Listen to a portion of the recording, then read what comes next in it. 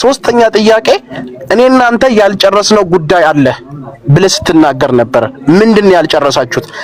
አራተኛ ጥያቄ ደግሞ አንተ እውነት ትክክለኛ ሰው ከሆንክ ከበስተጀርባችሁ ምንም አይነት ነገር ከሌለ ሙሉ ኮንፊደንስ ካለ ሙሉ መረጃ ካለ ለምንድነው ይሄንን ልጅ ለፖሊስ አካል አሳልፈ ያልሰጠው? ይሄን ጥያቄ መልሽ። ይህ ላይ ከ10 እና ከ15 በላይ ጥያቄዎች ያስነሳል ጉዳዩ። እኔ ግን መጠየቅ የምፈልገው አንዱና የመጀመሪያው ጉዳይ ምንድነው 9 ሰዓት ከ37 ፒኤም ከልጁ ጋር በቲክቶክ ማውራት ጀመራችሁ። እሱንም ቆርጠኸው ነው ወደ ላይ አንተ ምን ብለኸው እንደሆነ አናቅም፣ ግን ሁለት የሱ ቴክስቶች ጀምሮ ወደ ታች ነው ያሳየህን።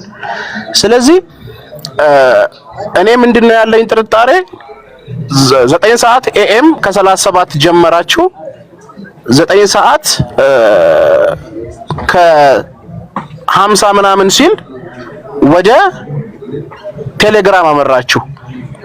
ከዛ 9 ሰዓት ከምናምን ኤኤም ጀመራችሁ እስከ 10 ሰዓት ከ55 ኤኤም ድረስ አወራችሁ። ስለዚህ በአጠቃላይ በመሐከላችሁ የነበረው ነገር ወይም እኛ ባይናችን ያየነው ከቲክቶክ እስከ ቴሌግራም ድረስ ያወራችሁት የተነጋገራችሁት ኦልሞስት ከ20 ደቂቃ አይበልጥም።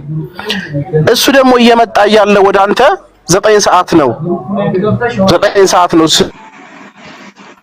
ስትለው ነበር አንተ። ስለዚህ እኔ በምንድን ነው የደመደምኩት? እንዴት ሆኖ መጀመሪያ የተነጋገራችሁት ነገር ከሌለ መጀመሪያ ከዚህ ልጅ ጋር ካልተዋወቃችሁ እንዴት ሆኖ ነው በ30 እና በ20 ደቂቃ ብቻ ተነስቶ አዳማ ሊደርስ የሚችለው? ሁለተኛ ነገር ደግሞ እያወራ ነው ወይ ይሄ ልጅ አዳማ የመጣው? ገባ? ሲቀጥል ደግሞ ለምንድን ነው ስክሪንሻት ብቻ ማሳየት የፈለከው? ግዴታ ስክሪን ላይ ሪከርድ የተደረገ መኖር ነበረበት። ስልክ ቁጥሩና ፕሮፋይሉ ላይ መግባት ነበረብህ። አንተ ትክክለኛ ሰው ከሆንክ ላንተ መንገር የምፈልገው ነገር ምንድነው ሌላኛው ስልክህን ላይቭ ላይ እያሳየህን ሌላኛው ስልክ ላይ ቴሌግራም ገብተህ ይሄው ፕሮፋይሉ ይሄው እያልክ እየነካ ካልገባህ በስተቀረ እንዴት ሆኖ ነው ይሄ ነገር ሊሆን የሚችለው? ሁለተኛ ነገር ደግሞ ይሄ ልጅ እኔን ይፈልገኛል የምትል ከሆነና ይሄ ልጅ እንዲህ ነው ብለህ ለልጁ ስም ከሰጠውና ከፈረጅከው እኔ ስመጣ የሆነች ሴት ጓደኛ ያለች እዛ እሷ ጋር ተወስደኛለህ ብሎካል ካስታወስክ። ስለዚህ ስንት አይነት ፍላጎት ነው ይሄ ልጅ ያለው? ይሄን ነገር ማወቅ ፈልጋለሁ። ሌላኛው ነገር ደግሞ እናንተ መሃል ሌላ ችግር ከሌለ አንደኛ ቪዲዮ ስትሰራ ምንድነው ያልከው? አንድ እንዲህ አይነት ሰው እየመጣ ነው ዶጋ መድር የምናደርገው ብለህ ስትዝት ነበር። ቪዲዮ ገና ልጁ አዳማ ሳይገባ። ልጁ አዳማ ከገባ በኋላ አንደኛ ለምንድነው ከመኪና ሲወርድ ጀምሮ ያልቀረጽከው? ከመሃል ለምን ጀመረ ቪዲዮ? ሁለተኛ ነገር ደግሞ እንመታዋለን ብለህ እንደዛትክ አላደረከው። ኢቭን ኢፍ ጓደኞች እየደበደቡ ተውት አትምቱት ስትል ነበር። ሶስተኛ ጥያቄ እኔና አንተ ያልጨረስነው ጉዳይ አለ ብለህ ስትናገር ነበር። ምንድነው ያልጨረሳችሁት? አራተኛ ጥያቄ ደግሞ አንተ እውነት ትክክለኛ ሰው ከሆንክ ከበስተጀርባችሁ ምንም አይነት ነገር ከሌለ ሙሉ ኮንፊደንስ ካለ ሙሉ መረጃ ካለ ለምንድነው ይሄንን ልጅ ለፖሊስ አካል አሳልፈ ያልሰጠው? ይሄን ጥያቄ መልስልኝ። በተለይ እኛ አማራ የምንባለው ፊት ለፊት የነበርን ስለ ፖለቲካ ምን ከኔ ጀምሮ በጣም አቁመናል። በምክንያት ደብዝዘን ዝም ብለን ጌም ምናምን ነው እያየን ያለነው። በዚህ ወር በተለይ እየተነገረለትና እየታየ አይደለም ያለው ነገር ሁሉ። አሁን ተስፋፍቶ ደግሞ እላፊ ታሰሩ በማለት እነዚህ ፊገር ፌመስ የሚባሉትን አንተ በዚህ ልክ የሚያዋክቡን የኛ ሞትና የኛ አጀንዳ እንዳይሰማ ለኛው አፍ ማፈኛ ነው በቃ። ስለዚህ እንደዛ አይነቱን ነገር እኛ ለዛሬ እኔና ጃፒ ተነጋግረን ነው ነገር ይዘን የመጣ ነው።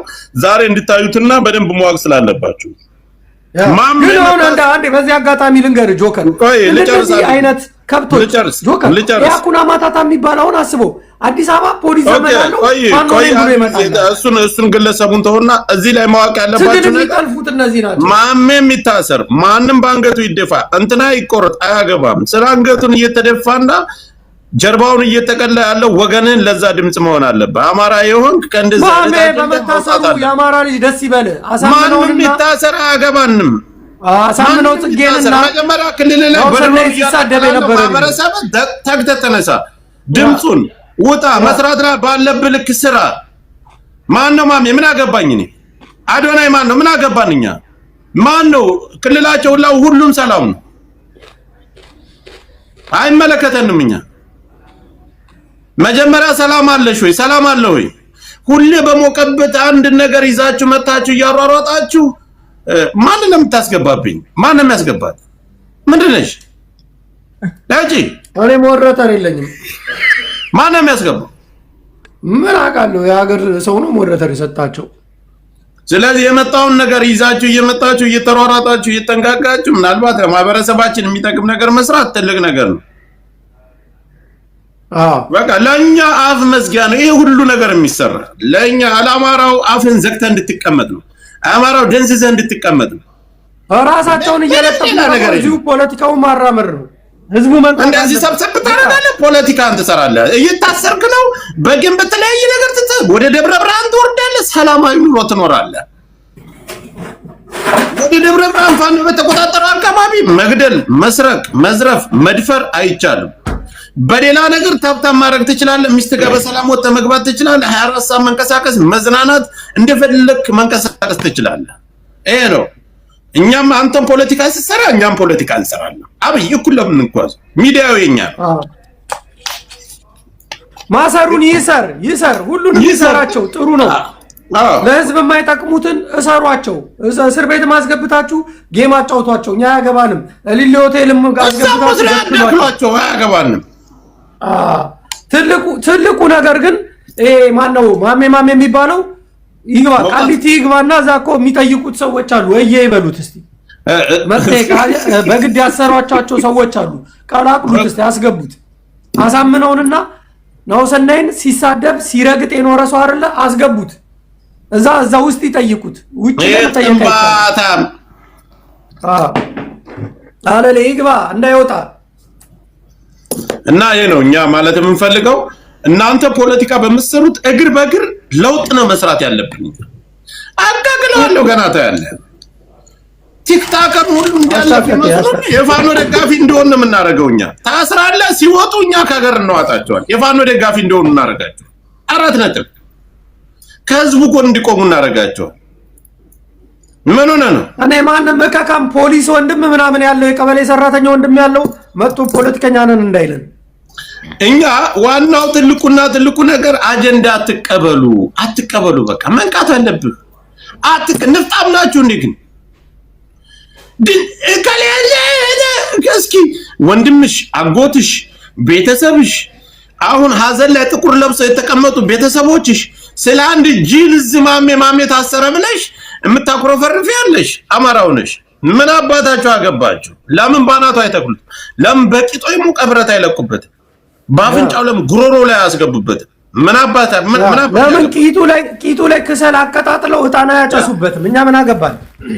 ጫቱን እየቃመ ህዝባችንን የሚሳደብ ጥንብ ሬሳ ስለምን ህዝብ መሰለ ምናምን ተሆና ለምን አጀንዳ እየተሰጠን ነው? አጀንዳ ተቀበለሽ አማራ የሆናችሁ አጀንዳ ተቀበላችሁ ግረት ትበሉ።